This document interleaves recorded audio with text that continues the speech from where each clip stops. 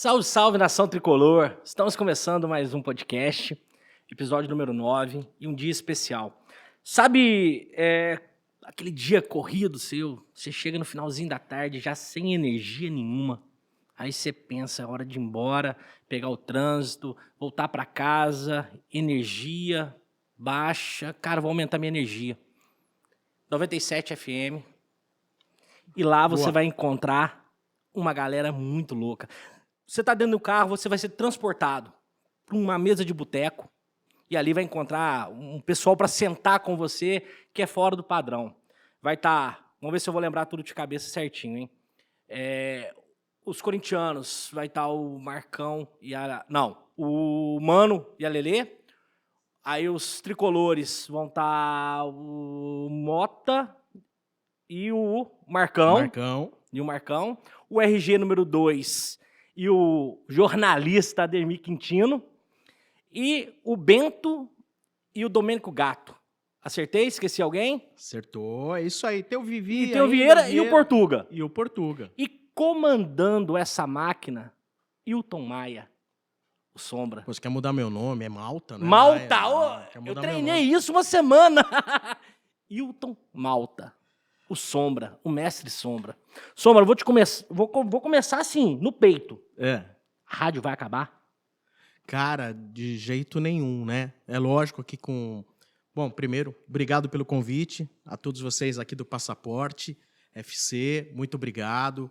É sempre bom a gente estar falando do São Paulo, falando de rádio, falando lá da energia, né? E ainda aqui, do lado do estádio do Morumbi, uma maravilha, né? Hoje nós estamos na Portão 5, continuamos aqui nesse ambiente maravilhoso, né? Bacana aqui, não é, Sombra? Bom demais. E minha vida inteira eu estudei aqui ao lado também do estádio do Morumbi, então para mim, vir para o Morumbi é um ambiente que eu gosto demais, a gente se sente super à vontade, né? Então, mas voltando então à questão lá do rádio, né? Se o rádio vai acabar, não sei lá. É aquela mesma história, né? Quando surgiu a televisão, agora o rádio vai acabar. Bom, o que acontece é que o rádio, ele, porventura, ele tinha as suas limitações de transmissão em onda, e você tem uma FM da Grande São Paulo, você só tem a possibilidade de abranger uma audiência até talvez 50, 60 quilômetros de raio a partir do centro de São Paulo, né? Da Praça da Sé. E... Cara, e com o negócio da internet, e com o lance da internet, você expande os produtos do rádio para o planeta inteiro. O rádio não vai acabar, ele só vai mudar a forma de se mostrar. Porque agora o rádio, e eu posso falar até com propriedade da energia, que é a nossa rádio, a internet ela deu amplitude à energia, por exemplo. Então... Nós temos lá todos os nossos produtos principais, né? Seja o Estádio 97, Energia na Veia, Morde a Sopra, Energia em Campo, cara, que tá todo mundo assistindo pelo resto do planeta. E não deixa de ser rádio. Mas você tem saudade do rádio antigo?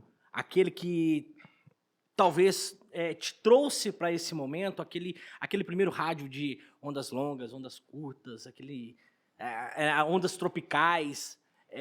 isso te remete a uma saudade, ou você entende que o tempo tem o seu caminho, ele vai mudando, ele vai modificando e a gente vai aprendendo a viver nesse... Cara, assim, eu sou bem nostálgico mesmo, né? Então, poxa, lógico que eu tenho saudade do rádio antigo, mas eu adoro também o rádio novo. Então, às vezes, a nostalgia faz com que a gente ache que algo do passado era mais importante do que a atualidade. É muito comum, né? Isso é muito comum. Não tenho muita propriedade para dizer se era melhor, se era pior. Posso dizer que eu gostava muito e continuo gostando. Agora, ainda em relação à questão do rádio, até dias atrás a gente estava analisando lá um estudo feito por um instituto de pesquisa norte-americano, dizendo que o rádio vai ultrapassar a audiência da televisão aberta. Sim.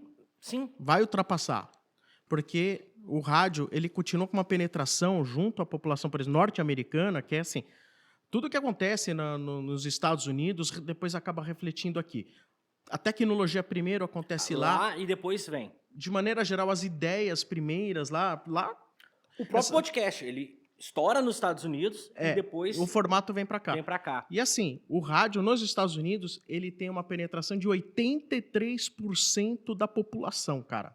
Isso É muito alto. É muito alto. de acompanhamento diário, assim, é altíssimo. É altíssimo isso. E hoje fica essa coisa, podcast, estamos fazendo aqui um vídeo, é uma gravação que a pessoa vai acompanhar em qualquer momento, tá? Isso aqui, antes de ter imagem, era um programa de rádio. Sim. Um programa de entrevistas de rádio. A gente conversava sobre isso. Que ganhou antes, um rótulo de podcast. Tá, ó, isso aqui é um bonito. programa de rádio que agora tem imagem. Sim. E o Pequeno Sombra, lá atrás. Pequeno em todos os... Então, continua pequeno, mas né? o pequeniníssimo Sombra. Quando que o rádio entrou na sua vida? Como que foi esse primeiro contato com o rádio? Primeiro assim, que, poxa, veja bem, eu sou de 69, né? Então, eu tô com 53 agora. Então, vamos lá. Puta, criança, de manhã, meu pai vai trabalhar. O rádio ligado. Rádio ligado. Rádio ligado. Cedinho, antes de passar o notícia, café. informação, não sei o que lá. E eu já acordava um pouco cedo, embora eu estudasse à tarde, mas eu acordava um pouco cedo. Então, assim, e aqueles bordões e vinhetas que ficam marcados na cabeça. E aí, por causa disso também, passei a acompanhar futebol. O futebol, ele é ligado nessa primeira paixão com o rádio. O São Paulo, ele entra por aí ou um pouco mais adiante? Não. São Paulo entra concomitante com interesse pelo rádio. Ele entra ali, porque meu pai já fez um trabalho na minha cabeça para ser São Paulino, assim. Seu pai é São Paulino? Não. Seu pai não é São Paulino e queria que você fosse Queria São Paulino. que eu fosse, porque o meu pai torce, ele é simpatizante, né, da Portuguesa. Eu sou de família portuguesa. Uhum. Então, simpatizante. E ele falou assim, não, pelo amor de Deus, vai torcer para time de futebol, tem que ser o São Paulo. Mas por que essa... Primeiro, essa porque assim, colocação? vamos entender o contexto da época. 1974, mais de 5 anos de idade, você começa a ter um pouco mais de noção. 73, 74. Eu lembro bem dessa parte, assim, sabe? Uhum. Quando foi que comecei a ter esse contato com o mundo do futebol. O São Paulo tinha recém-inaugurado completamente o estádio do Morumbi. Certo. Maior estádio particular. O São Paulo era exemplo de tudo que havia de bom dentro do futebol. O São Paulo teve, num passado não tão distante, mas o São Paulo tinha tido Zizinho, Leônidas. Porque se você for ver lá, olha, você pega lá, Leônidas, década de 30, 40, para 70, cara, é 20 e poucos anos. 30 anos. E hoje, quando a gente fala de 30 anos atrás... A gente volta nos nossos títulos. Quem que era? Raí, Telê, Miller, etc. Então, para aquela geração... Sim, você buscou lá... O Leônidas e o Zizinho é para que nem Raí e Miller pra gente. A memória afetiva estava neles. Você entendeu? Aham. Pelo menos do ponto de vista da torcida que acompanhava futebol. E o meu pai acompanhava futebol, por exemplo. Aí você tinha um aspecto, assim, de dirigentes. Pô, o São Paulo tinha dirigentes de primeira linha, né? Lá o do Natel, por exemplo, à época, ele se tornou, depois do Morumbi construído, que ele se tornou o governador de São Paulo. Mas ele era diretor de uma grande instituição financeira. As pessoas que compunham o São Paulo... elas eram pessoas de estirpe. Então, o teu pai olhava para o São Paulo e via, ó, isso modelo, aqui é um modelo de administração. E, ao mesmo tempo, ele talvez tivesse a sua repulsa por Corinthians e Palmeiras. Compreendo. Você entendeu? Tinha a sua repulsa por Corinthians e Palmeiras. Então, cara, eu nasci e virei São Paulino por estes valores que eu tô te passando. Time exemplo. Eu preciso contratar jogador. Precisamos sair de uma fila de 13 anos porque ficou sem dinheiro para construir o Morumbi. Vai lá, busca Toninho Guerreiro. Vai lá, busca Gerson. Pedro Rocha depois. Entende? Uhum. Então você fala assim, uma equipe que busca esse nível de jogadores de futebol. A elite. A elite. Tem dirigentes de primeira linha, né? Ou seja, um estádio que era o maior estádio particular do mundo. Perfeito. Do mundo. Novíssimo. Então, assim, esses são os valores que me guiaram e que me guiam até hoje para aquilo que eu gosto dentro e que espero ter dentro do São Paulo. Entende o que eu estou dizendo? Sim, sim, E no sim. fundo, se você vai ver, o time que joga, ele é só consequência. O estádio, o Morumbi não é consequência do time que joga. O time que joga é consequência de tudo que está em volta. O entorno fomenta Tanto e forma. físico e pessoal é o que vai fazer. Olha, sim, somos enormes. Temos que ter um time enorme.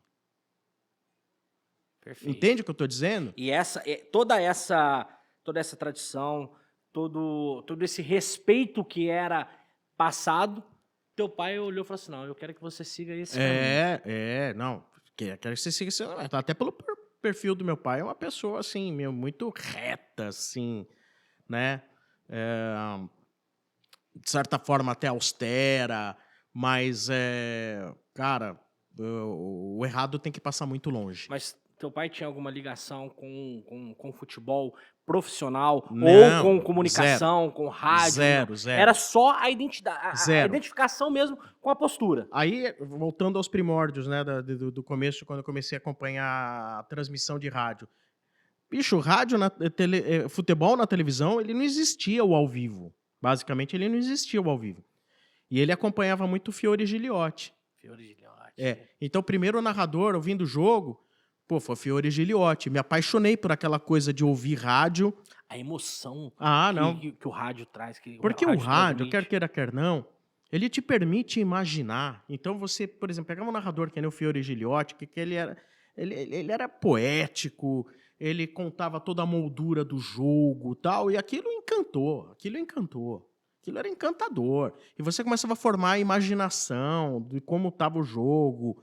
Era uma coisa maravilhosa. E aí, cara, eu pegava um radinho do meu pai lá, um Zenit, uma marca que era vendida na época, tal, e ficava ouvindo o jogo.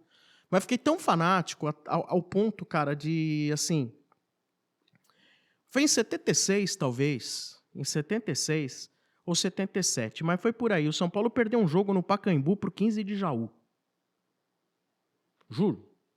Pra mim, aquilo foi o fim do mundo. Como assim, perdeu pro 15 de Jaú no Pacaembu? Porque a coisa, perdeu. Eu tava tão fanático que eu não distingui a importância do que era um jogo normal, comum, de meio de campeonato e uma final. Não, a informação era, não podia perder. Então, eu ficava mal. Isso eu não sei se foi bom pra mim. Isso eu não sei se ser tão fanático foi um negócio que foi bom pra mim depois de adulto, sabe? Porque eu não imaginava que a gente fosse passar por tantas transformações, entendeu? Sim. E ali, no Pequeno Sombra, torcedor, ouvindo rádio, foi crescendo. A paixão pelo São Paulo e a paixão pelo rádio. A paixão pelo São Paulo, a paixão pelo rádio. Aí eu ouvia, adorava. Acordava de manhã. É uma coisa até meio mórbida, né, cara? Eu ficava ouvindo, às vezes, Gil Gomes, cara. Gil Gomes na rádio. No rádio, Era na... Narração de crimes. Era na... Cara... Eu acho que era da Bandeirantes ainda, não era? Não. Ali, a época, ou era Rádio Record, Rádio América, mas acho que era Rádio Record na época. Rádio Record. E quando você se aproximou do rádio? A minha aproximação do rádio, propriamente, fisicamente falando, de estar dentro de uma emissora, tudo isso aí foi lá para 18 anos, 17, 18 anos de idade.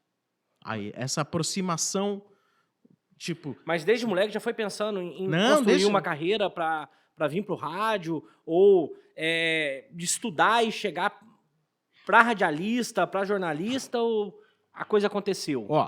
Lá para essa época que eu comecei a ficar muito fanático, eu ganhei do Papai Noel, pra você ter ideia. Sabe aquela época que você ainda acredita? Um dia eu acordo, tinha um rádio, um motorrádio. 9 faixas. Não, ele tinha ondas curtas, ondas médias e ondas tropicais. O FM tinha acabado de ser criado. Nos rádios não saiu nem com FM ainda. Aí eu acordei com um rádio lá, um pacote pendurado na cama. coisa de Papai Noel, né? 6, 7 anos de idade. Aí é a época que talvez a criança... Eu não sei se criança de 6, 7 anos ainda acredita em Papai Noel ou não. Eu não sei. Embora, por exemplo, quando você tem o Domênico lá na rádio, ele ainda acredita em Papai Noel e ele tem 56. Então, assim, ele ainda acredita em Papai Noel, acredita até em Mundial do Palmeiras. Mas, ok. Vamos lá. E, pô, então... Pô, eu não precisava pedir o rádio pro meu pai, então eu tinha o meu rádio. Começava a ouvir. Depois ele comprou um 3 em 1. Legal. Aí no 3 em 1, já com FM, puta, passei a curtir demais ouvir rádio FM. 81, 82. E eu comecei a gravar tudo que era música, cara, no rádio. Tudo. E começava a anotar o nome das músicas. Eu falei assim, não sei, isso aí um dia vai servir pra mim, eu adoro isso. Foi como se fosse uma inspiração, cara. Mas era uma coisa assim, será que um dia eu vou trabalhar em rádio? Que nem uma criança que sonha um dia ser jogador de futebol, mas sabe que, puta, quer ser jogador de futebol, mas, puta, a chance é de 1 em 1 milhão, né? É uma loucura isso, né? Sim. Então não fala assim, não, puta, jogador de futebol, não sei o que lá, vai ser jogador de futebol, vai ganhar dinheiro. Não é assim. É a minoria, né? É bem a minoria cara, mesmo. É a raridade. É a raridade. É a super exceção, né? E aí comecei a gravar tudo aquilo e, puta, aquilo foi muito importante até para aquilo que eu faço hoje. Porque ali você teve uma base de construir a sua formação musical para poder chegar... Para conhecer a música pop de uma maneira geral, para ter esse conhecimento que hoje eu uso, que você não tem ideia do quanto para mim isso é importante. Você é diretor artístico da Energia, né? Isso, então, coordenador artístico. Toda a parte, a preparação do que vai pro ar passa na sua mão. Isso. Tem que ter o teu aval. E então, cara, você fala assim, puta, eu consegui. Né? Falei, naquilo que era uma inspiração, mas foi muita coisa que aconteceu até chegar no rádio. Você começou na Jovem Pan? Foi. No fim de 88. Mas chegou a ir pro ar na Jovem Pan? Chegou a trabalhar como... Incrível. Assim, a primeira vez que eu falei no rádio, na verdade, estando dentro de uma emissora de rádio, é uma coisa maluca isso aí. Foi em 87 ou 88, quando eu produzia um programa de um locutor da rádio Bandeirantes FM, que antes não se falava nem Band FM, era Bandeirantes FM, que era o Julinho Mazei. Eu era um carregador de case, levava os discos para ele na rádio. 86, 87 não era o vinilzão ainda, né? Tudo vinil. E ele gostava, e eu tinha feito, acho que, Senac na época, para poder ter o registro de radialista, né?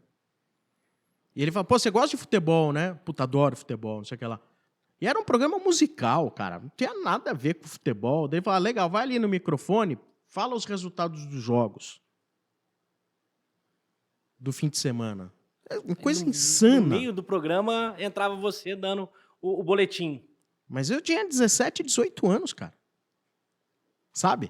É um negócio tão insano que, assim, puta, eu nunca falei no rádio, não estava fazendo parte de nada voltado pro esporte, pro futebol. Ele falou, não, vai lá, fala, você gosta de futebol, não gosta?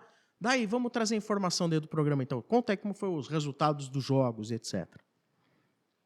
Então, olha que coisa, a primeira vez que eu falei no rádio, dentro de uma rádio... Já foi? Puta, eu falei do futebol, cara. Mas eu não estava focado no futebol pro rádio. Você cria o rádio em si, o rádio glamuroso da época. Rádio música, programação musical, entretenimento, né? Foi uma coisa... Eu falei, caramba, e olha, isso aí... Quantos anos já são isso aí? 35 anos. 35 anos. 35? 35, lá para 88, 87, Quase, 35, 36 anos. 36 anos. Né?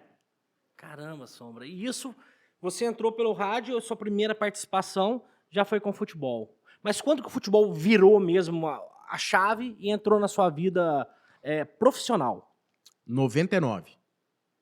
99? Em 99. 99 eu estava estreando um programa na rádio. Ah, chamava Paranoia. Paranoia? Paranoia, numa cidadezinha pra... Onde? Itamonte, cara, sul de Minas. Sul de Minas. Sul de Já Minas. passei muito por Itamonte. Itamonte tem... Hoje tem 16 mil, na época tinha 9 mil habitantes. Caramba! E a gente fazia a gente montou um transmissor e ali a gente começou a fazer uma transmissão do Paranoia, em 99. Aí criou a rádio comunitária, ficamos no ar mais dois anos e o padre tirou, porque É. Não dava, não dava, não dava. Era conflitante Era, com era, os era, preceitos da igreja. Não dava, né? não dava. Aí o padre falava, Vocês gente, blasfemavam demais, né? muito. Muito. Aí vai estudar, filho, vai estudar, esquece isso. Em 99. Mas desculpa. Não, imagina.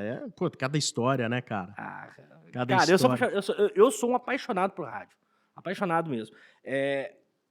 Eu sei as frequências em cada cidade. Aham. Rodo bastante, vou pra BH. Eu sei as frequências de cada cidade. Aonde eu tô, de São Paulo a Belo Horizonte, onde que eu tenho que ir trocando as frequências para ir ouvindo rádio. A minha vida ela é baseada no rádio. Então, Muito bom. falar com você, para mim, é uma realização pessoal. Né? Claro que para a torcida do São Paulo é importante. A torcida de São Paulo ela quer conhecer um pouco mais do cara que está lá defendendo a história de São Paulo, está lá, né, provocando os corintianos, provocando os palmeirenses.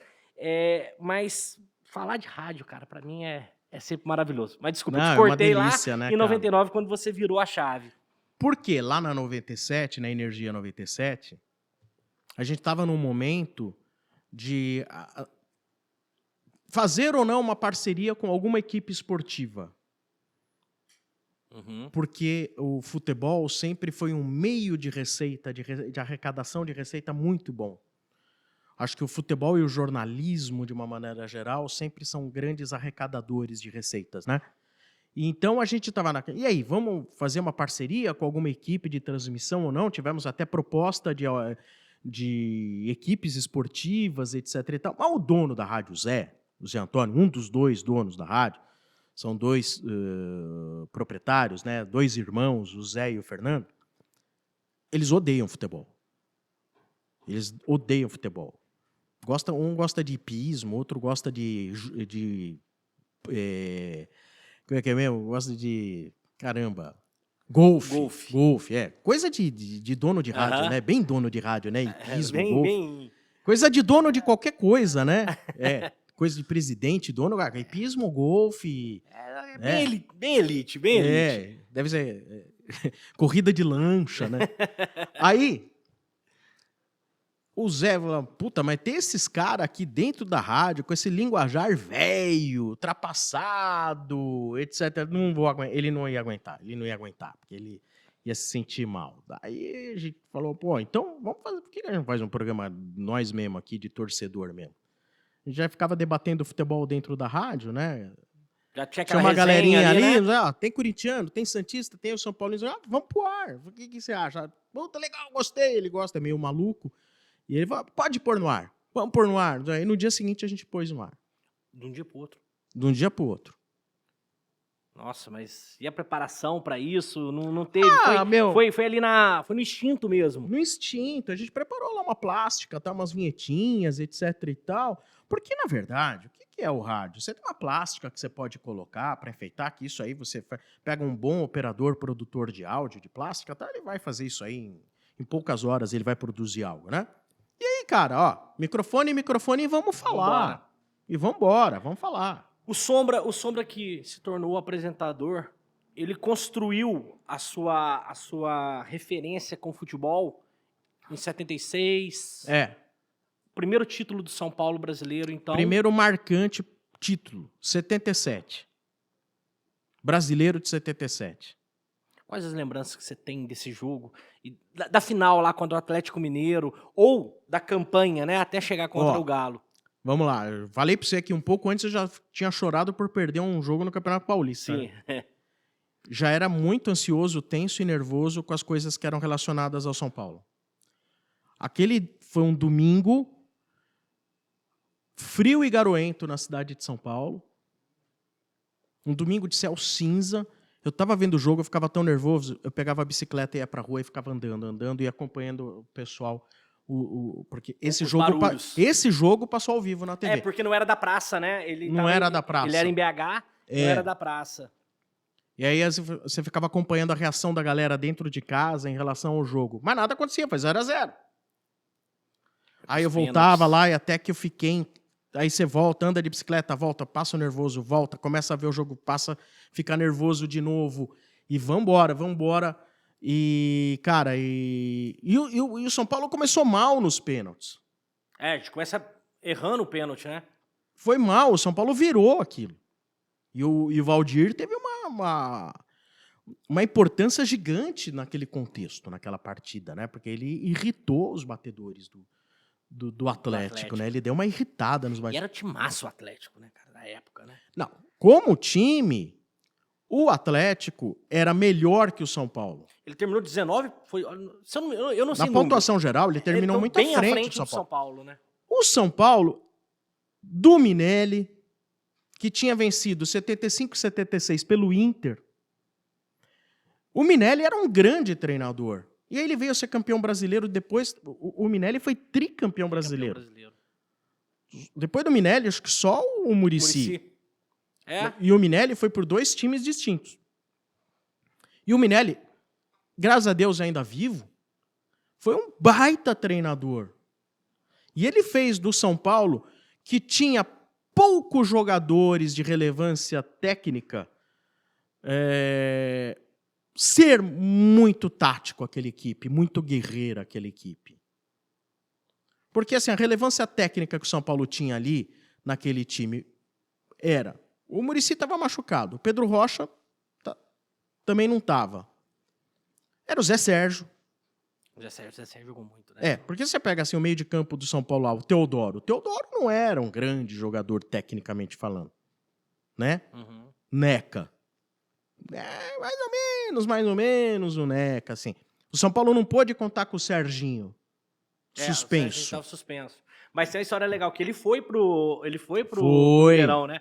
Ele tava pra cá, buscaram, levaram... E quem teve que correr atrás do Serginho, que estava em algum boteco da vida, foi o Muricy.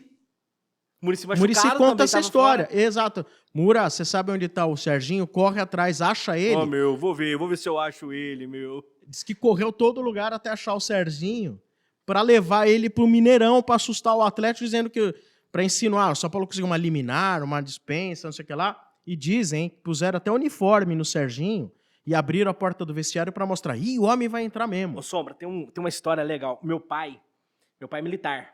E meu pai estava fazendo a final, né? Meu pai estava, ele estava como comandante de uma pequena parte da polícia dentro de campo. Meu pai é atleticano doente.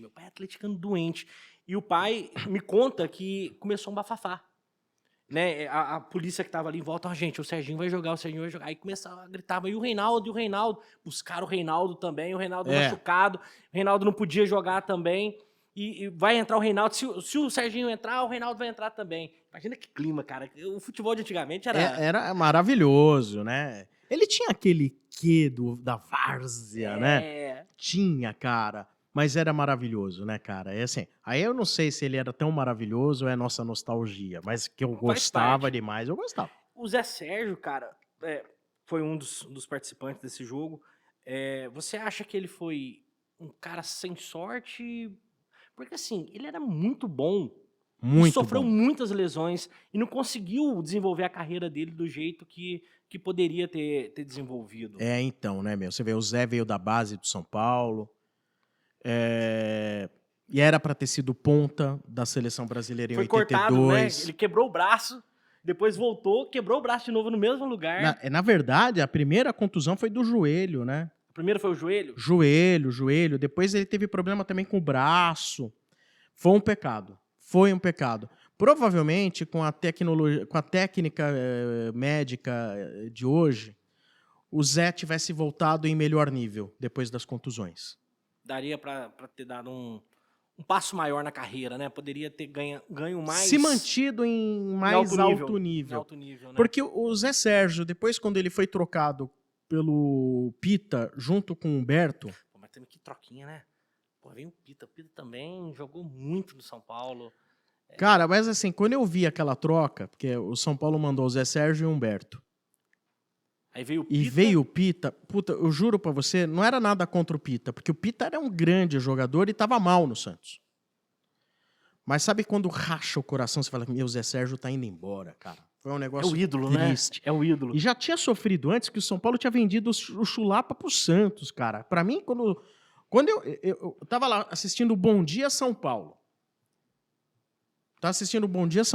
Eu não lembro se na época era o Tramontina ou era o Carlos Monforte que apresentava o Bom Dia São Paulo. E eles anunciaram a venda do Serginho para o Santos. E o presidente do Santos era o Milton Teixeira, que era pai do Marcelo Teixeira. Cara, para mim o mundo do futebol acabou naquele dia, quando eu falei, o Serginho foi vendido para o Santos. É uma derrota, né? É uma derrota. Não, fiquei deprimido. Quando o Sérgio fala, como assim? Gente, pra vocês entenderem isso, você que é fã do Luiz Fabiano, você que é fã aí dos artilheiros mais recentes, deixa eu falar um negócio. Estamos falando do maior artilheiro da história do São Paulo. Era aquele cara que, quando estava em campo, por pior que fosse o time do São Paulo, você fala assim, não, mas o Serginho tá lá. Ele resolve. Se a bola vai pingar lá dentro da área em algum momento, o Serginho vai resolver. Por isso, esse pavor do Atlético Mineiro, quando falou, ó, o Serginho vai jogar. Isso. É muito artilheiro. E às vezes eu me deparo com pessoas que falam, não, ele não tinha técnica, ele era um cara que vai... Esse papinho de dizer que o Serginho não tinha técnica é uma puta conversa pra boi dormir também. O cara também. que faz o tanto de gol que ele fez, alguma técnica tem. Não. Para com isso, não tem como. Lógico, eu não vou falar pra você, ele tinha a técnica do Messi, ele tinha a técnica do Cristiano Ronaldo. Não. Aliás, quem tem? Mas era, sim, um centroavante de boa técnica. O Careca era de melhor técnica? Era. Mas o Careca era ótimo, excelente técnica. E o Serginho tinha uma boa técnica. Agora, dizer que era caneludo, pô, isso é uma ofensa. Falar que o Serginho Chulapa era caneludo, vai pro inferno, cara. É um negócio que me magoa, cara. Eu vejo às vezes São Paulino falando, não, que ele era caneludo. Caneludo o cacete. Mas é que vai criando, ô Sombra, assim, vão falando, e vai criando essa áurea. Ah, era caneludo, mas não param pra assistir os jogos, não param pra ver os gols. Vai ver os gols que o cara fez. Tem gol. Não foi só gol de empurrar pra rede. Foi gol que o cara chegou, driblou, construiu, que o cara matou, dominou, desceu. Atacante que você viu jogar? No São Paulo. Olha, você tá falando de atacante ou centroavante? Centroavante ou atacante?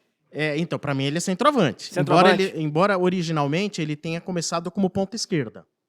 Sim. Tá? Então, no meu São Paulo de todos os tempos está o Chulapa como centroavante. O meu ataque no São Paulo de todos os tempos é Miller, Serginho... Vamos voltar no Miller também. Vamos voltar no Miller. Miller, Serginho e Zé Sérgio. O Miller é a mesma história do Chulapa. Porque, cara, tava conversando... No episódio número 1, nós conversamos com o Palhinha. O Palhinha fala, gente, o Miller era o cara mais inteligente que eu já joguei do lado. É, maravilhoso. Era absurdo. Só que o Miller, por ser um pouco introspectivo, talvez não tenha a fama que ele poderia ter. Porque a categoria que o Miller tinha é absurdo. Absurdo. É absurdo, cara. O que o Miller jogou com os menudos, o que o Miller jogou depois em 92... 92? Foi 92 mesmo, né? É absurdo, cara. Eu me questiono, muitas vezes, e acho que isso vale uma enquete, até antes da consagração do Rogério Ceni, o Raí era tido como o maior ídolo da história. Sim. Tá? Pelo menos da geração que acompanhou uma geração mais recente. Porém, eu penso que, assim, cara, no todo, o Miller teve números mais interessantes do que o Raí. Mas ele não tinha A paixão das mulheres? A paixão das mulheres. A beleza? Será que... Não sei, cara. Nada contra o Raí. O Raí foi um grande ídolo. Mas, cara, o Miller... Gente, não foi só a fase que ele jogou com o Raí do São Paulo bicampeão do mundo em 92, 93. Não foi só isso. O Miller, de 84, 85, 86, né? 87, que depois foi embora e volta posteriormente. O que ele jogou ao lado do Careca foi uma enormidade. Foi um absurdo que ele jogava. Quero ouvir o Careca contando como foi jogar com o Miller. Só que aquele era um Miller que ele era super velocidade, muita velocidade, era impegável. O Pita esticava na ponta tal, Ninguém pegava o Miller. É um absurdo. Ninguém pegava. E aí ele foi se transformando num jogador que tinha velocidade e tinha a assistência e a visão de jogo maravilhosa, um domínio de bola incrível. E aí no fim da carreira, não tinha mais a velocidade, mas ele tinha a visão e a assistência. Me traz muito é um processo de evolução, concorda? O Miller. Concordo. O Neymar não tinha que ter essa mesma visão, porque, não comparando um com o outro, mas existia a velocidade, existia a inteligência, e hoje o Neymar já vai diminuindo. Ele não tinha que entender que agora ele precisava ser um pouco Miller no final também, um cara mais inteligente, que domina melhor a bola, passa melhor a bola, sem ter que ir para a explosão, ir para a briga direta? Sim, verdade. Eu acho que é assim. Mas eu acho que esse é um caminho natural do Neymar. Esse é um caminho natural. Só que o Neymar, ele tem um histórico um pouco diferente do Miller, né? Por exemplo, o Neymar tem um histórico muito grande de lesões. Sim. Fazer bobagem fora do campo não é uma exclusividade do Neymar, porque o Miller também fez muita bobagem fora do campo. Né? Uhum. O Miller também casou e descasou em 3 dias. Uns negócios assim meio de doido. Né? E vinha com brinco pro treino, e o Cilinho falou, com brinco ninguém vai jogar. Foi pro banco. Imagina hoje. Aí você fala, pô, mas na época isso, você fala, pô, vai afrontar o técnico, não tem cara. Como, não tem como. Não vai afrontar o técnico. Mas vamos lá, como jogador. O Miller, ele não teve o azar de tantas contusões também. Uma coisa que diferencia demais situações. É cobrado do Neymar muito mais que do Miller. O mundo atual, ele é muito diferente. Porque é um mundo né? hoje... O digital, ele judia. O Miller foi jogar no Torino, na Itália. Ninguém assistiu o Miller jogar. O Neymar foi pro PSG, pô, canal de televisão vai lá e compra direitos do péssimo campeonato francês. Por quê? Porque é o PSG, tem o Neymar e agora tem o Messi. Né? Uhum. Então, e o Miller, especificamente, dentro de campo, muito mais inteligente. O Neymar, ele talvez tenha mais talento individual do drible curto, etc. e tal. Mas como inteligência de jogo, o Miller era mais inteligente. Eu acho que até por isso o Miller soube se adaptar melhor. Agora, o Neymar, veja bem, ele não está no fim da carreira. Não, ele entrou nos últimos anos. Então a gente vai ter que entender qual vai ser o novo Neymar. Né? O Miller, 77. 87. Menudos. Tua lembrança dessa época, cara? O 86, 87, 88. Lembrança maravilhosa, porque, assim, foi uma época que... Ali foi tranquilo ser tricolor, né? Assim, eu peguei uma transformação dos Menudos que foi implementada pelo Juvenal como diretor de futebol do Carlos Miguel Aidar. E foi uma ruptura que aconteceu ali, que, em princípio, como eu já disse há poucos minutos, foi um negócio que me deixou muito chocado. Por quê? O São Paulo mandou embora Valdir Pérez. O São Paulo mandou embora... Uma lenda. Vendeu o Serginho, trocou o Zé Sérgio, vendeu o Renato Morungaba, que o pessoal chama de Renato Pé Murcho, e de Pé Murcho não tinha nada, que eram ícones da máquina tricolor do fim dos anos 80, do fim dos anos 70, começo dos anos 80. Esse time disputou 4 finais de Paulista seguidas. 4. Era um timaço. Paulo César, Serginho e Zé Sérgio na frente. Almir, Renato e Heriberto. Ou depois era Almir. Teve o Elvio também em 80, mas o Elvio não deu certo, veio da Inter de Limeira. Almir, Renato e Everton. Quando o Heriberto não estava bem, o São Paulo precisava ser mais agressivo, entrava o Everton. Aquele time foi icônico também. Aquele time foi icônico. Né? E quando eu falo, pô, Valdir foi embora. Pô, Valdir, eu tinha camisa cinza do Valdir desde criança, cara. Assim, né? Todo São Paulino que brincava no gol queria ser o Valdir Pérez. E vai embora o Serginho, e vai embora o Zé Sérgio, vai embora o Renato. Bate o desespero. Bateu um desespero e foi uma reformulação. E ao mesmo tempo veio o Careca, e o Careca não virava no começo. Não virava. E não virava, tava machucado. Então, bateu um desespero, uma paranoia. Olha o que esse cara tá fazendo, o que esse diretor, esse tal de Juvenal tá fazendo. E foi uma renovação maravilhosa. Renovação maravilhosa, porque veio o Pita, aí subiram da base o Silas, o Miller e o Sidney. Nossa Senhora.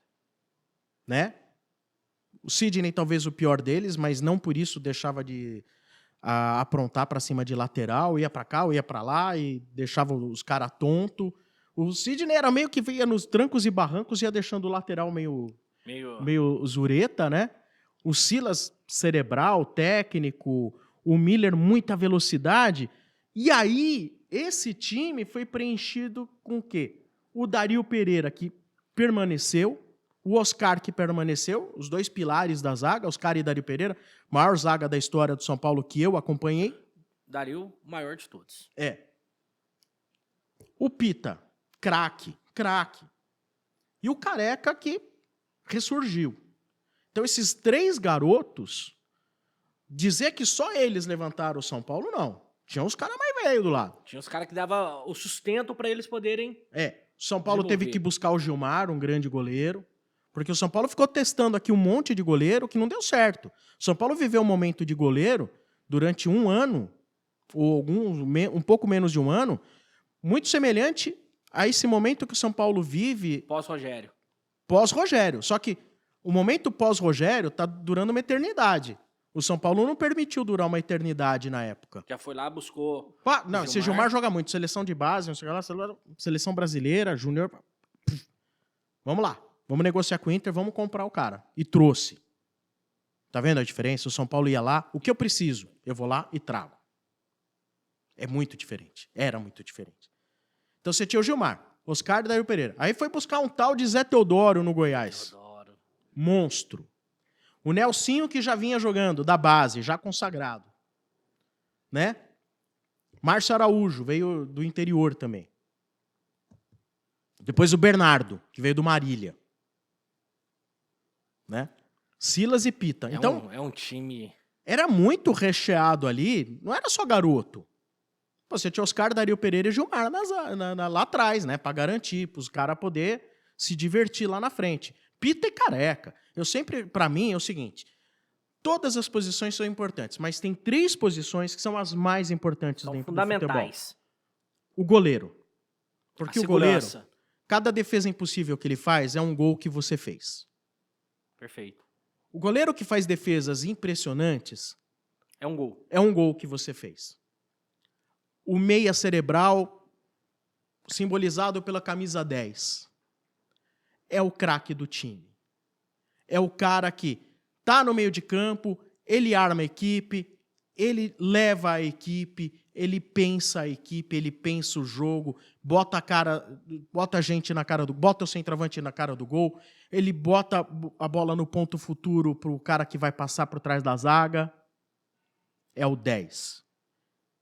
E o 9, que é o centroavante, é o finalizador. É o finalizador, que não vai fazer todos os gols do time, mas é aquele que tem a maior responsabilidade, porque é aquele que está sempre mais perto do gol.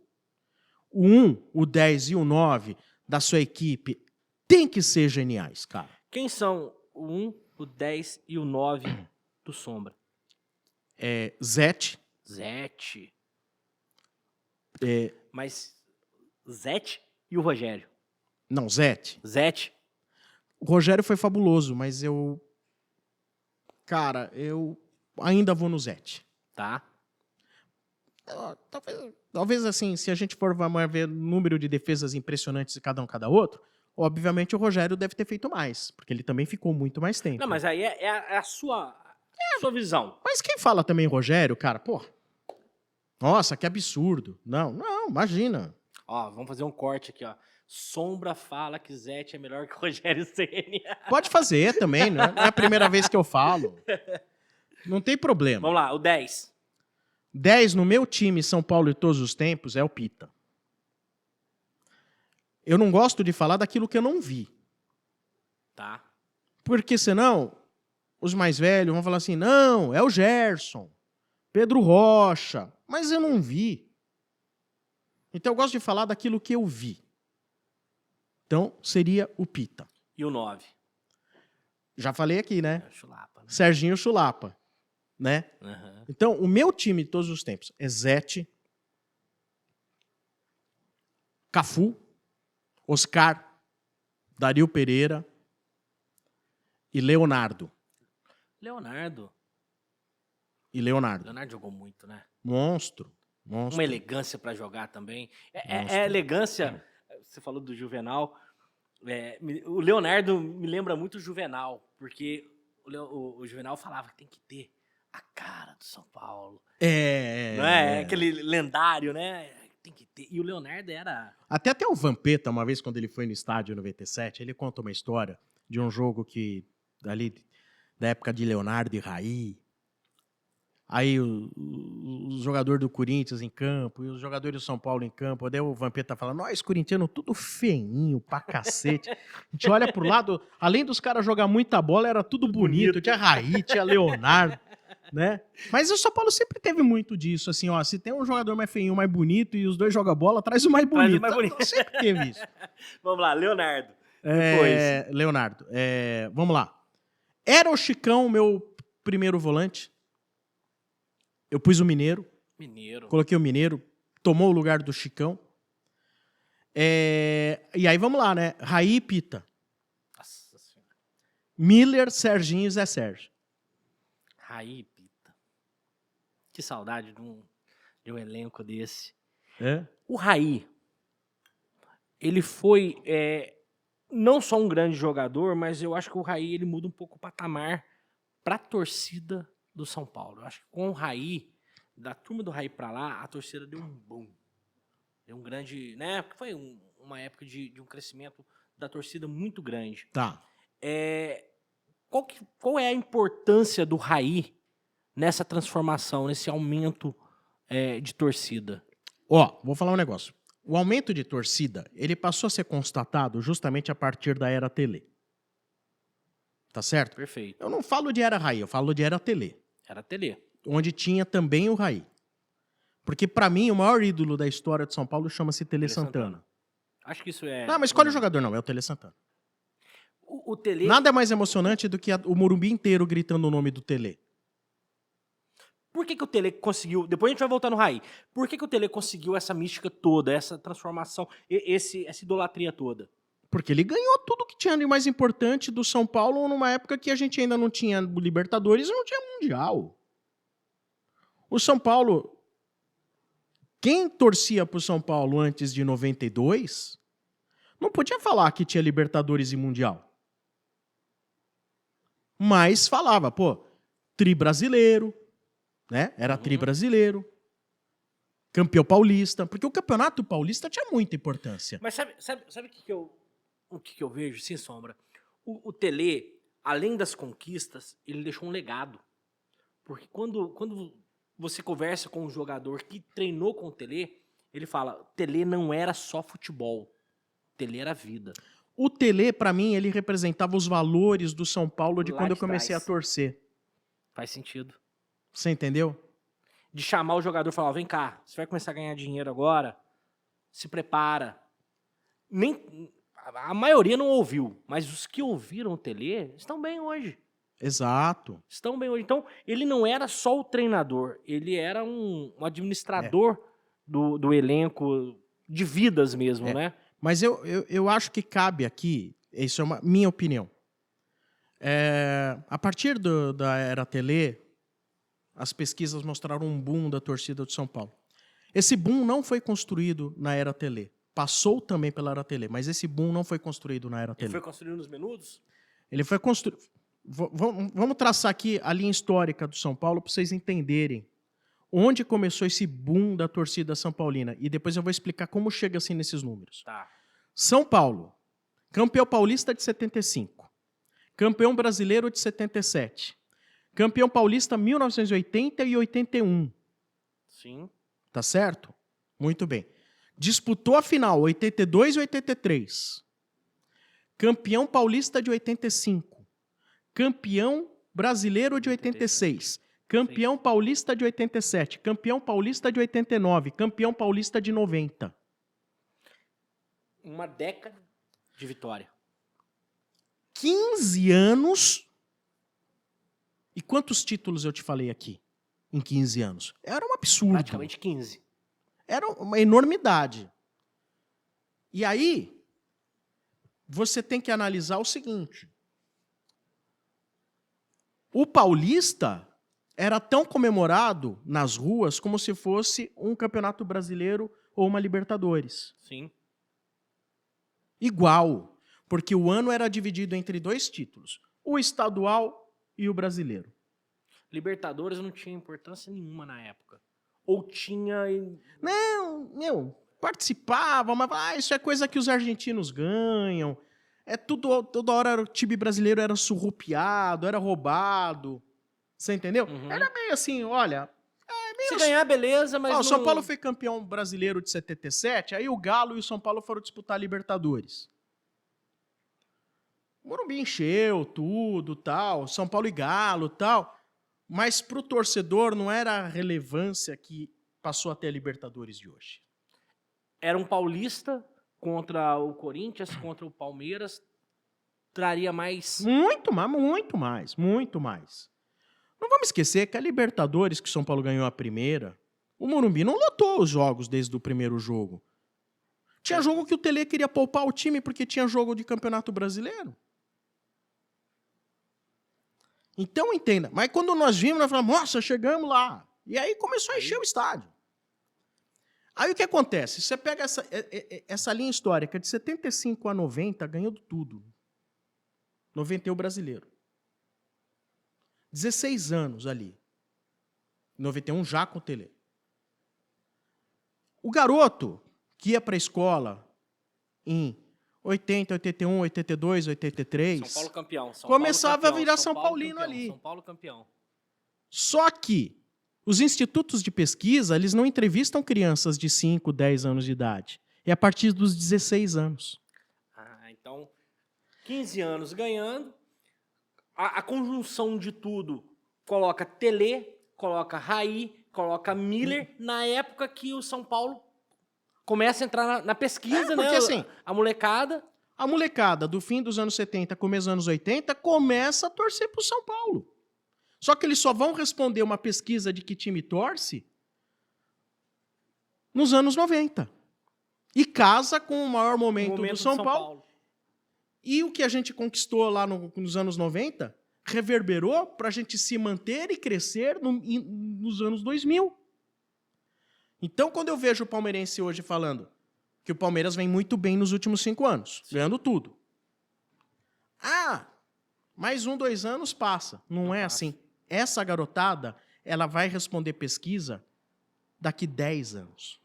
Lá na frente, que eles lá vão na colher... frente, realmente, corre-se sim o risco da torcida do Palmeiras passar a do São Paulo, se o São Paulo não abrir o olho. Tá, voltamos. Pegamos a época gloriosa. Chegamos em 92 com o Raí.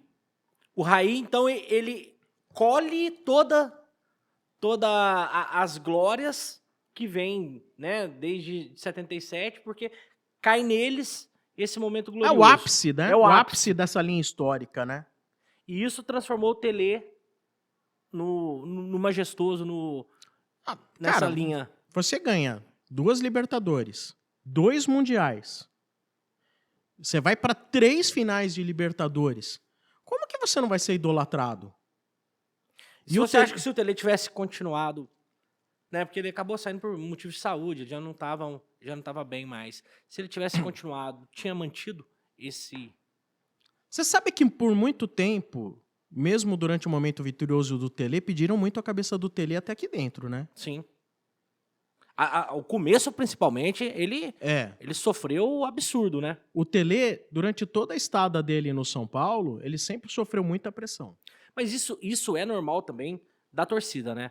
Porque a torcida, principalmente quando você acostuma a ganhar, na hora que começa a perder, você não tem. A gente teve uma sequência histórica de 4 ou 5 derrotas na era do Tele. Meu, se tivesse mídia social na época... Tinha acabado. Ia ser o Tele não tinha ganhado tudo que ganhou. Repito, isso é uma coisa que eu falo sempre lá na Energia, né? Se tivesse mídia social na época, talvez o São Paulo não fosse bicampeão do mundo. Talvez não fosse nem campeão do mundo. Porque não teriam deixado o Tele Porque trabalhar. quando o São Paulo perdeu a final de 90 do Brasileiro lá pro Corinthians, que o Tele era o técnico, como seria? O primeiro título do Corinthians, em cima do São Paulo, gol do Tupanzinho, o São Paulo tendo um time melhor do que o Corinthians, e tinha. Você dá o primeiro título para os caras que não tinham título brasileiro. O São Paulo já tinha desde 77, eles não tinham. Você imagina o que foi aquilo e o que seria se tivesse mídia social na época? A destruição que ia ser do Tele Santana? E ele já não tinha uma fama, né? Ele tinha uma fama de vice, né? Que veio a ser destruída, mas... Bom ponto. Ele veio pro São Paulo conhecido como Pé Frio. Pé frio. E tinha sido demitido do Palmeiras. Sim. Foi muito corajoso trazer o Tele Santana, porque ninguém queria o Tele aqui. Foi corajoso. Mas o São Paulo também vivia uma época péssima, né?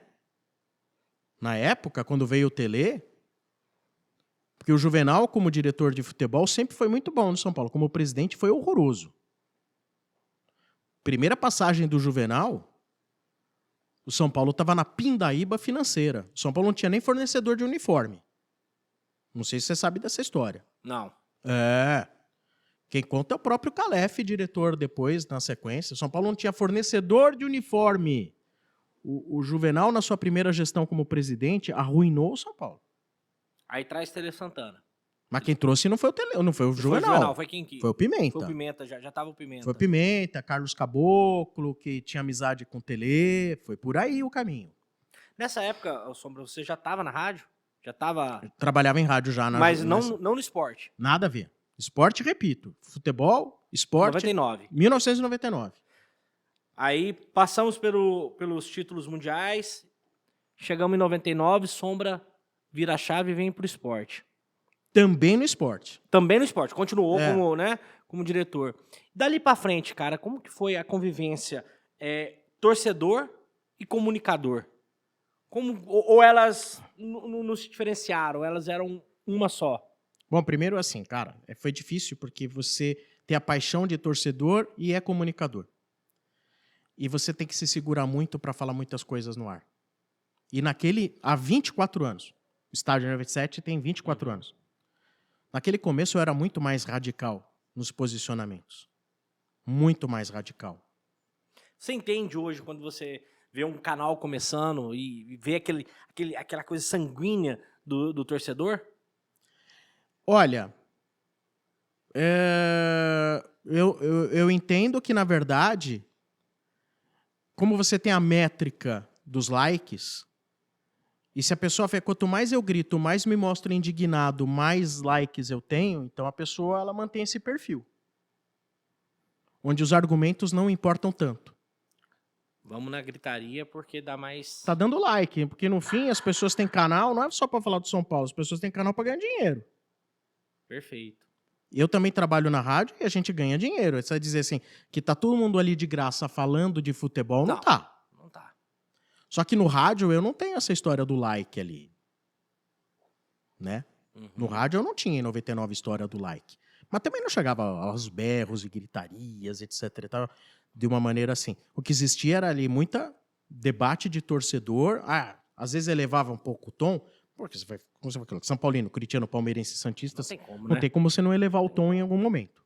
E até hoje você eleva. E vocês começaram... Mas não é uma coisa programada, é uma coisa espontânea. Natural. É. Vocês começaram em quantas pessoas? O 3. estádio? Em 3 pessoas. Você, Eu e mais 2. corintiano E um Santista. e um santista. Não tinha Exato. palmeirense. Não tinha. Aí o palmeirense a gente botava um efeito sonoro de um porquinho. Que foi um ouvinte que foi na rádio e imitava porco. Ele era um militar, ele imitava porco. Eu falei, puta, deixa eu pegar esse porco desse cara aqui e vou botar no... Nem palmeirense ele era um militar, sei lá, cabo, sargento. Ele ouvia. E como que foi aumentando como foi aumentando a cara. equipe? Como que você pensa a seleção para estar no estádio hoje? As coisas foram acontecendo, né, meu? Aí você vai vem do talento. Você fala, precisa ter um corintiano, não sei o que lá, precisamos botar. Saiu um corintiano, precisa entrar um corintiano. Põe lá, pô. Aí, puta, entrava no ar o Marcão e o Mano, eram ouvintes, né, cara? Via telefone. Falei assim, é muito talento nesses meninos aí. Esses dois maloqueiros são talentosos pra caramba, né? Eu falei, não. Eu precisava de um corintiano. Eu falei, no ar, eu falei, mano, peraí, fica na linha que eu vou conversar com você fora do ar. Aí no dia seguinte ele se apresentou lá na rádio e tal. Ele e o Marcos, né? Os dois, são gêmeos, né? E era sempre o São Paulino e o corintiano. A gente até brincava, pô, tem um PM que dorme entre vocês aí. Que na época tinha aquela coisa da divisão das arquibancadas com corda, né? Corintiano de lado, São Paulino do outro, né? Aí fala, tem corda e PM aí no quarto de vocês, né? Aí no dia seguinte eles foram na rádio lá, Chegou né? os dois bombadão. Bombado o cacete, eram dois galetos. É mesmo? Dois galetinhos, daquele bem magrelo, subnutrido, com um gorro aqui, um com roupa da Independente, outro com roupa da Gaviões, com um gorrinho aqui, que eu falei, bicho, que é isso? Parece o Franjinha, aquele cachorro. Como que enxerga esses caras? Coisa que eles enxergam, né? Aí a nossa diretora comercial passou na recepção e disse, meu Deus do céu, o que tá acontecendo aqui? Que são esses caras aqui? Pensando o pior, né? Vai ser assaltado aqui. Porque eles eram mal encarados mesmo. Com um gorrinho. Meu, você tá de brincadeira. O que esses caras vão fazer aqui? E são duas figuras incríveis, né? Se transformaram, né, cara? Hoje são dois pilares da comunicação do estádio, né? Os dois são referência lá dentro. Mano e Marcão. O Marcão entrou muito depois, né? Porque ele antes não queria entrar porque ele disse que o estádio era bem no horário da academia. Ele preferia ir pra academia. Sério, não vou fazer agora. É no horário da academia. Meu Deus do céu, tem gente se matando pra estar ali. No horário da academia não vai dar pra fazer. Caramba. Nesses 24 anos no ar. Você falou dois pilares, mas peraí. Tem mais pilares. Tem o Domênico Gato ali. Posso te falar? Todos são importantíssimos ali. Cara,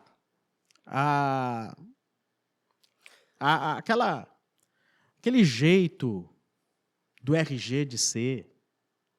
Então, tem uma pergunta, cara, que veio pela internet. Por que RG número 2? Quem que é o RG número 1? Ele era tão velho. É Jesus, né? Jesus, né? Então ele, pós-Cristo, foi pro segundo RG. Tinha uma outra, já aproveitando, já vou fazer as duas perguntas, que era do Felipe Carlos.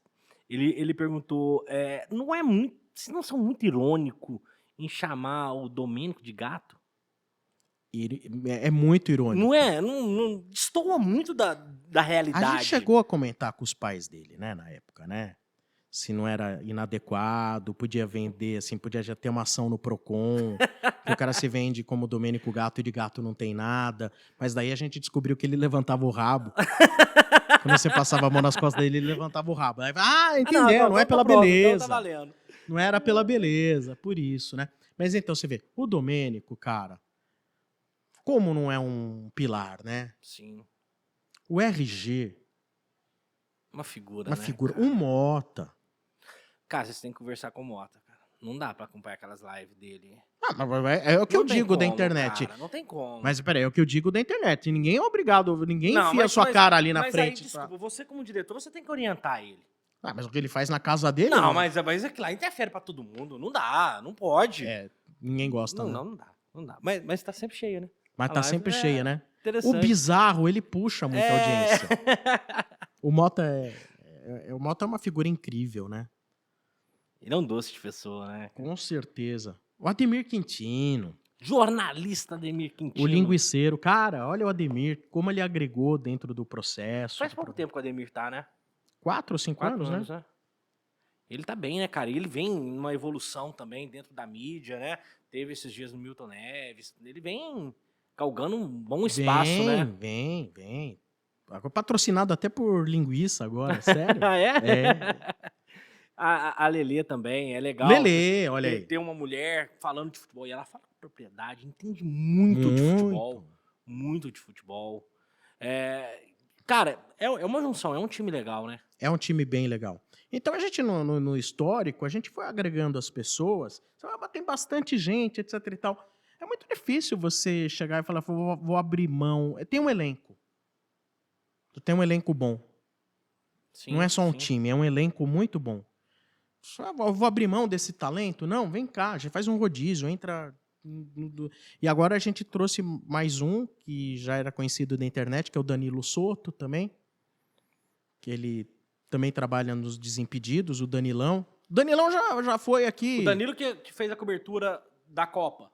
Fez a cobertura... Não, mas ele já foi aqui o São Paulo, o Santo Paulo aqui, o bonecão, já se vestiu de Santo Paulo aqui Já dentro se vestiu aqui também. do Morumbi. É, lá... Como que é o Severino? Severino é o titular, né? Mas eu acho que o Severino armou ele... Ele fazia também? Fazia junto? É, então. O Danilão, cara. Danilão tá com a gente também. Que maneiro, Sombra. Que maneiro, cara. E o Portuga, cara? Onde vocês acharam aquilo, cara?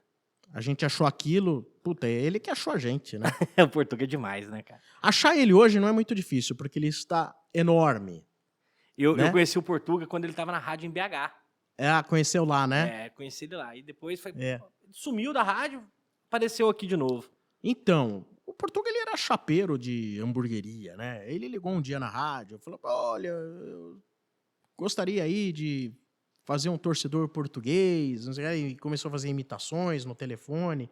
E a menina do telefone da rádio, atendente do ouvinte, a Raquel, falou: pô, tem um cara bom aí, então manda ele vir. Você acha que ele é bom? Então manda ele vir aí. Você achou engraçado ele? Manda ele vir. E aí a gente agregou ele, aí se deu bem, entrou também. Maneiro. Sombra, cara, parabéns, cara. Parabéns por ter conseguido, primeiro, manter 24 anos no ar. Isso aí é incrível. Acho que poucos projetos na TV, no rádio, conseguem ficar tanto tempo no ar. Então, mas para manter isso, muita paciência,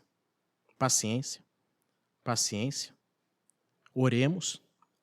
E não posso deixar de dizer que, para manutenção disso, tem pessoas muito importantes. O Domênico, o Mano e o RG, neste caso, são alicerces fantásticos para a manutenção disso aí. Cara, parabéns. Uma outra coisa que eu queria comentar com você é o seguinte: eu achei que eu era o único maluco que ficava assistindo jogo antigo de madrugada. Não. Bom saber, cara, que você também partilha dessas loucuras e fica assistindo o São Paulo de 76, o São Paulo Puta, eu sou vidrado nisso, cara. Eu fico revendo a vida, meu. E outro dia eu achei os melhores momentos do jogo, do meu primeiro jogo que eu assisti no Morumbi, né? Que maluco, cara. E aí quando saiu um gol lá que o Teodoro fez, que a câmera pega, ele sai comemorando, eu falei, puta, se subir um pouco mais a câmera, vai dar pra mostrar onde eu tava com meu pai e minha mãe, ali na numerada, ali, laranja, né? Mas não deu pra ver ali, não deu. Eu tava lavando louça, escutando vocês. Aí você contou, né? Eu passei a madrugada assistindo o jogo. Aí eu peguei, fui lá, chamei minha esposa aqui, ó. Viu? Eu não sou o único maluco. Não é não. Tem mais maluco igual eu. Se você assiste jogos do passado do São Paulo, você não é maluco. Você é inteligente. Faz sentido. Porque era bom pra caramba, Que né, era cara? bom pra caramba, Era né? bom pra caramba. Era bom demais, né, cara? Tanto é que eu tava vendo lá na televisão, eu peguei o celular e falei, não, eu preciso mostrar essa jogada pro pessoal. Eu filmei da televisão, tá aqui no meu rolo de foto aqui, tá aqui. Eu filmei 2 gols, um do Renato e outro do Serginho numa vitória de 4-0 sobre o Corinthians. Aqui. Mas eu falei, não, são 2 gols tão sensacionais. Eu falei, não, preciso, volta, e filmei. Pra eu ter aqui no celular e assistir a hora que eu quiser. Para ter que ficar lá entrando no YouTube, procurando, vai e volta. Ali. Eu filmei da TV, cara. Agora eu vejo a hora que eu quero. Muito bom. Sombra, obrigado, cara. Obrigado por dispor esse tempo. Mais uma vez, Hilton Malta. Isso, Pra corrigir lá, né? Comecinho. Você é sensacional. Imagina. Obrigado. Você é um mestre na comunicação. Não. É um prazer ter você aqui, cara. Eu agradeço as palavras, mas eu tô muito distante disso. Você entendeu? Nada, já tá 24 anos no ar, pô. Não, mas Lógico que é. Mas eu te agradeço. E repito, tudo isso só é possível porque a gente tem um time sensacional. E a Rádio Energia também tem um direcionamento que nos permite ser Obrigado assim. à Rádio Energia por trabalhar assim, permitir que o Sombra venha. Então, assim, é um todo, não é à toa. É um todo, as coisas não são por acaso, tudo aconteceu por um motivo. E todos esses alicerces, esses motivos estão lá na Rádio Energia, pela empresa e pelas pessoas que estão com a gente. Parabéns, meu amigo. Parabéns mesmo, porque é um belo trabalho. Obrigado. Valeu. Bom, pessoal que está em casa, agora vou pro meu momento blogueirinho, tá? Deixe seu like, compartilhe, acessa o @passaportefc. Lá você vai encontrar também as novidades, que tem muita coisa vindo, cara. Você não assistiu o show do Coldplay, você perdeu. Você poderia ter assistido no camarote da Passaporte. Você perdeu, mas acessa lá que tem muita coisa vindo e você não vai perder. O tour já está de volta, já estamos fazendo o tour novamente. Venha conhecer, cara, venha conhecer o Morumbi, tem muita coisa legal para ser vista aqui dentro. E quinta-feira que vem estamos de volta. Valeu, pessoal, obrigado. Valeu, produção, valeu, gente. Um abraço. Cara, muito obrigado. Obrigado mesmo. Sensacional.